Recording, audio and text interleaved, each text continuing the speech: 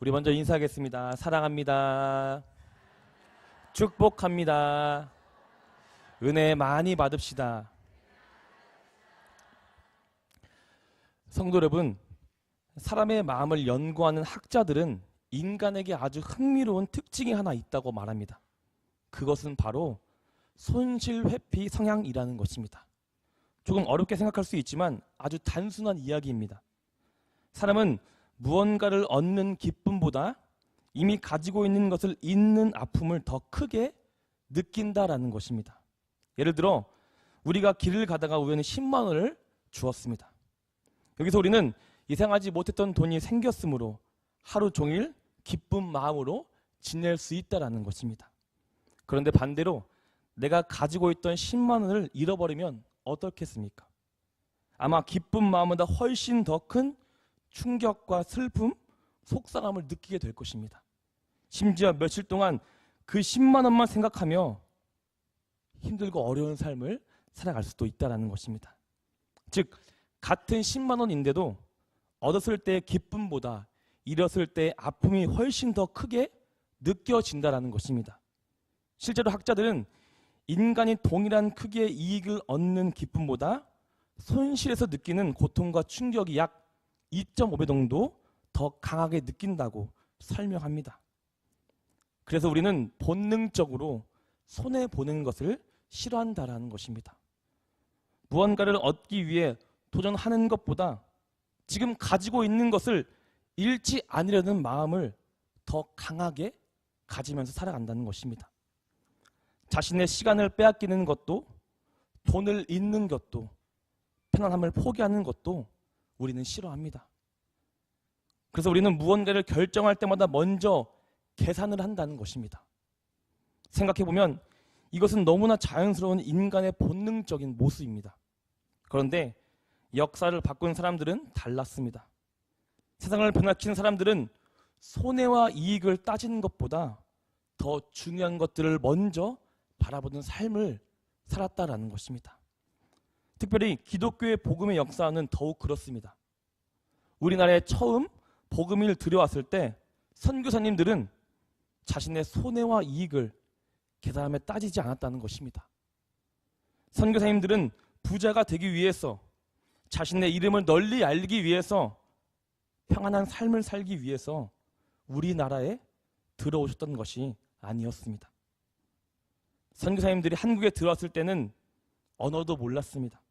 문화도 달랐고 심지어 질병도 있었고 생명의 위협도 있었다라는 것입니다.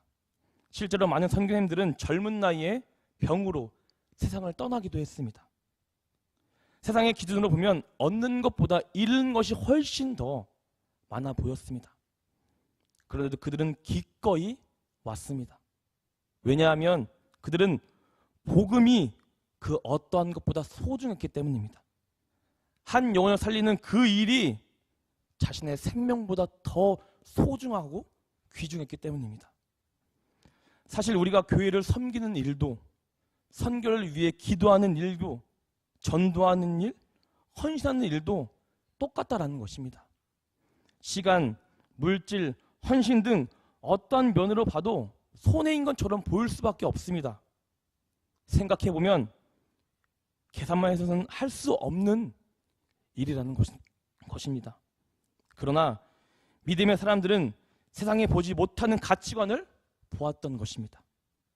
우리는 하나님의 나라를 보았고 복음의 능력을 경험했고 소중한 한 명의 영혼을, 그 가치를 알고 있었기 때문입니다. 그렇기 때문에 우리는 기꺼이 헌신할 수 있다라는 것입니다. 오늘은 특별히 선교식 파송식이 있는 주일입니다. 하나님께서 보내신 선교팀을 축복하며 함께 예배하는 날입니다. 어쩌면 선교란 손실회피 성향을 가득한 인간이 할 수 있는 가장 놀라운 순종일지도 모릅니다. 왜냐하면 선교는 계산보다 믿음을 선택하는 일이기 때문입니다.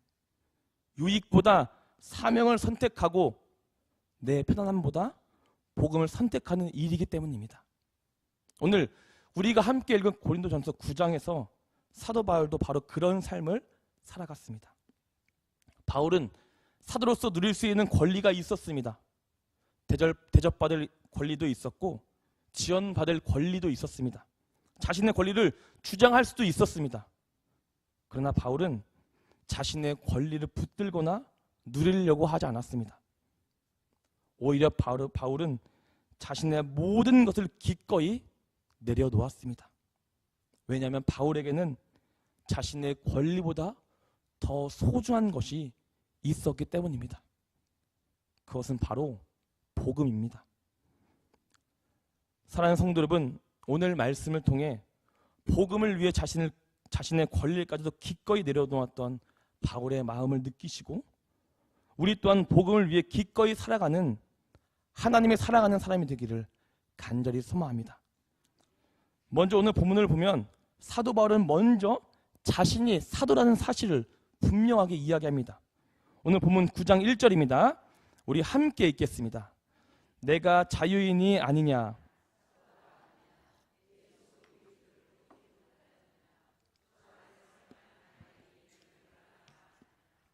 아멘.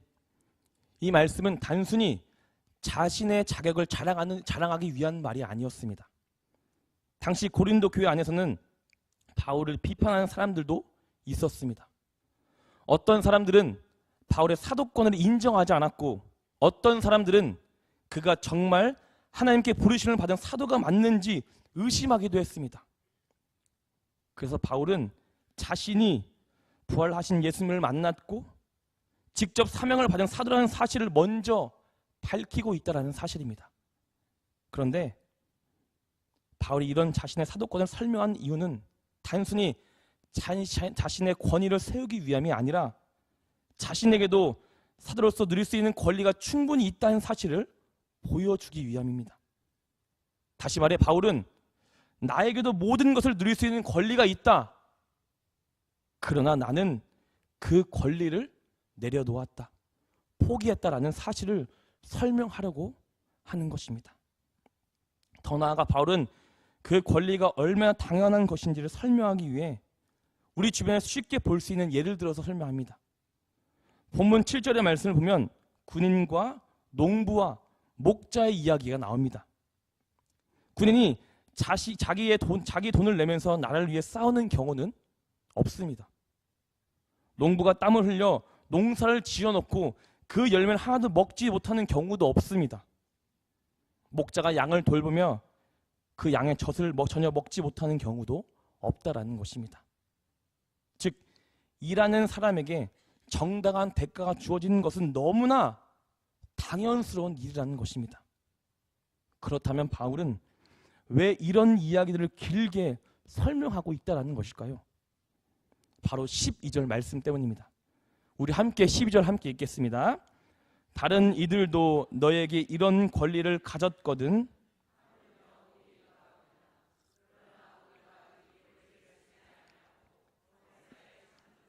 그리스도의 복음에 아무 장애가 없게 하려 함이로다. 아멘. 성도 여러분, 바울은 권리가 없어서 포기한 것이 아닙니다. 받을 수 없어서 포기한 것도 아닙니다. 바울은 권리가 있었고 받을 수도 있었지만 스스로 사용하지 않았습니다. 누릴 수 있었지만 누리지 않았고 주장할 수 있었지만 주장하지 않았습니다. 왜냐하면 복음 때문이었습니다. 바울은 혹시라도 사람들이 자신을 바라보며 저 사람은 돈과 명예 때문에 복음을 전하는 거라고 오해할까 봐 두렵고 염려했습니다. 혹시라도 자신의 행동과 말 때문에 복음 전파에 방해가 될까 두려워했다라는 것입니다. 그래서 바울은 자신의 권리보다 복음을 더 중요하게 여겼던 것입니다. 그런데 성도 여러분, 이것은 절대 쉬운 일이 아닙니다. 인간의 본성은 늘 내 권리를 지켜야 하고 내가 받을 것을 받아야 하며 내가 누릴 것을 누려야 한다고 말합니다. 억울한 일을 당하면 따지고 싶고 인정받고 싶고 내 것을 붙들고 싶어하는 것이 인간의 자연스러운 모습입니다. 그런데 바울은 전혀 다른 선택을 행하였습니다. 그는 권리가 중요하지 않다고 말하지 않았습니다.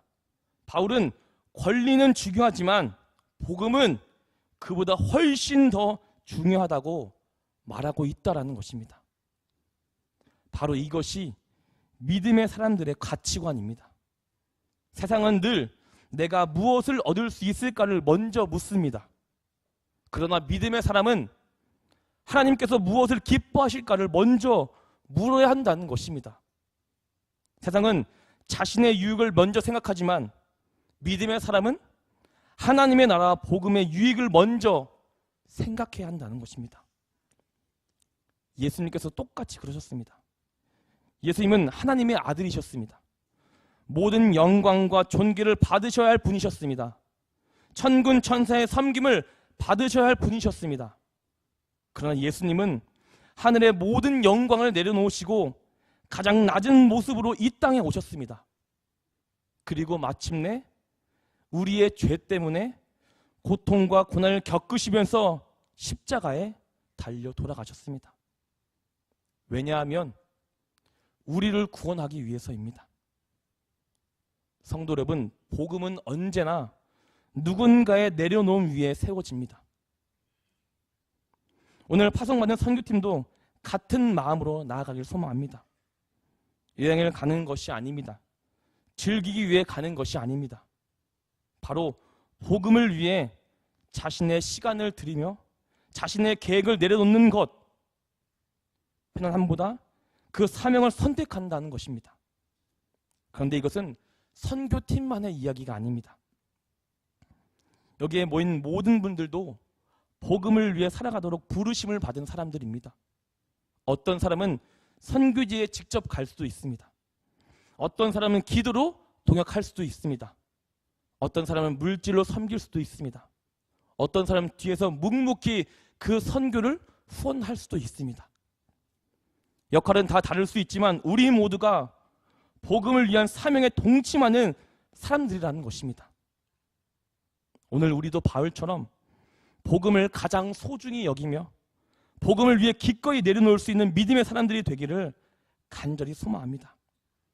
이제 바울은 복음을 위해 자신의 권리를 내려놓은 이유를 더욱더 깊이 설명합니다.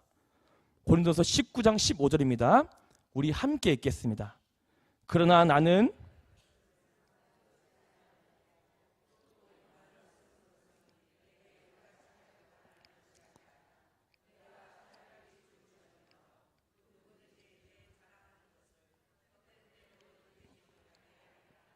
아멘. 제가 이 말씀을 세 번역으로 한번 읽어드리겠습니다. 그러나 나는 이런 권리를 조금도 쓰지 않았습니다. 또 나에게 그렇게 해달라고 이 말을 쓰는 것도 아닙니다. 그렇게 하느니 차라리 내가 죽는 편이 낫겠습니다. 아무도 나의 이 자랑거리를 헛되게 하지 못할 것입니다. 아멘. 바울은 지금 교회의 도움을 요청하고 있는 것이 아닙니다. 오히려 자신이 왜 그 권리를 사용하지 않았던 이유를 설명하고 있다는 것입니다. 그리고 그는 자신의 삶 속에 한 가지 분명한 자부심이 있다고 말합니다. 그것은 돈도 아니고 명예도 아니고 그들의 인정도 아닙니다. 그것은 바로 복음을 전하는 삶이라는 것입니다. 본문 16절로 말합니다. 제가 읽어드리겠습니다. 내가 복음을 전할지라도 그것이 나에게 자랑거리가 될 수 없습니다. 나는 어쩔 수 없이 그것을 해야만 합니다. 내가 복음을 전하지 않으면 나에게 화가 미칠 것입니다. 이 말씀은 바울의 신앙 고백과도 같은 말씀입니다. 바울은 복음 전하는 것을 특별한 업적이라고 생각하지 않았습니다. 대단한 희생이라고도 생각하지 않았습니다. 오히려 그것은 내가 반드시 해야 할 일이라고 말하고 있다는 것입니다. 왜냐하면 하나님께서 자신에게 맡겨주신 사명이었기 때문입니다.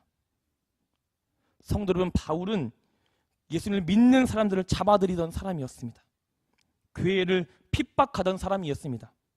그러나 다메섹 도상에서 그 예수님을 만난 이후에 그의 인생은 완전히 바뀌게 되었습니다. 예수님께서 그를 구원하셨습니다. 그로써 복음을 전하는 사명도 맡겨주셨습니다. 그래서 바울은 자신의 인생이 더 이상 자기의 것이 아니라고 생각했던 것입니다. 바로 하나님께 받은 그 사명을 위해 살아가는 인생이 바울의 인생이 되었던 것입니다. 오늘날 많은 사람들은 사명을 선택사항으로 생각합니다. 시간이 되면 하고 형편이 되면 하고 여유가 있으면 하는 것으로 생각합니다. 그러나 바울은 달랐습니다. 복음 전파는 선택이 아니라 사명이었습니다. 할 수 있으면 하는 일이 아니라 반드시 해야만 하는 일이었습니다. 그래서 바울은 감옥에서도 복음을 전했습니다. 매를 맞으면서도 복음을 전했습니다. 배가 난파된 상황 속에서도 복음을 전했습니다.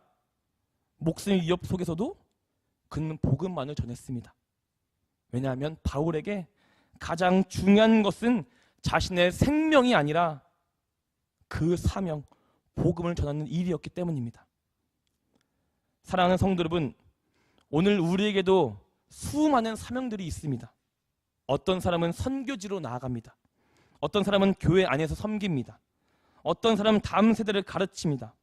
어떤 사람은 기도로 선교를 돕습니다. 그런데 중요한 것은 사명의 모습은 다를 수 있지만 사명이 없는 그리스도인들은 절대 없다라는 것입니다.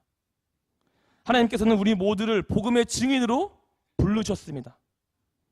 오늘 파송받은 선교팀원들은 특별한 사명을 받고 나아갑니다. 또한 보내는 우리 또한 사명을 가진 사람들입니다. 복음을 위해 살아가는 삶은 특별한 사람만의 삶이 아니라는 것입니다. 구원받는 모든 성도들의 삶입니다. 바울처럼 복음을 전하지 아니하면 내게 화가 있을 것이로다라고 고백할 만큼 복음에 대한 뜨거운 사명을 품는 우리가 되기를 간절히 소망합니다. 바울은 마지막으로 23절로 고백합니다. 우리 23절 마지막으로 함께 읽겠습니다. 내가 복음을 위하여 모든 것을 행함은 복음에 참여하고자 함이라. 아멘. 말씀을 마무리하겠습니다. 사랑하는 산들교회 성도 여러분, 오늘 우리는 사도 바울의 삶을 통해 복음을 위해 살아가는 것이 무엇인지를 살펴보았습니다. 바울은 자신의 권리보다 복음을 선택했고 자신의 평안함보다 사명을 선택했으며 자신의 유익보다 한 영혼의 구원을 더 소중히 여겼습니다. 그리고 그 헌신을 통해 수많은 사람들이 예수 그리스도를 만나게 되었습니다.